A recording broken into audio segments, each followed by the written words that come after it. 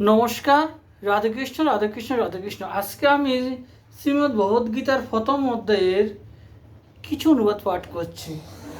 সে তুমুল শব্দ আকাশ ও পৃথিবী প্রতিধ্বনিত করেই আপনার পুত্রদের হৃদয় বিদীর্ণ করিল, ভয়ে পূর্ণ করিল। হে মহারাজ, যখন যুদ্ধ আরম্ভ হইবে সেই সময়ে ধৈর্যধন প্রভৃতি যুদ্ধের জন্য প্রস্তুত হইয়া দাঁড়াইয়াছেন দেখিয়া কপিতবশ অর্জুন ধনুক তুলিয়া শ্রীকৃষ্ণকে এই কথা বলিলেন।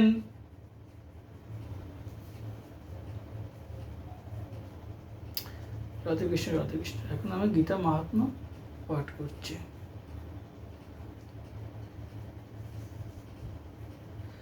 যাহারা সর্বদা গীতা শুনেন পড়েন তাহারা মানুষ নন, তাহারা নিশ্চয় দেবতা।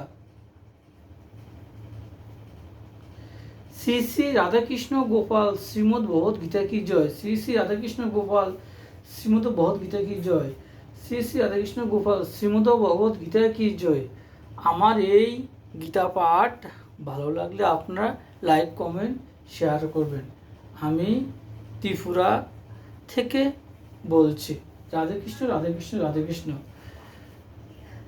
আমি ত্রিপুরা ইন্ডিয়া থেকে বলছি। রাধেকৃষ্ণ রাধেকৃষ্ণ রাধেকৃষ্ণ।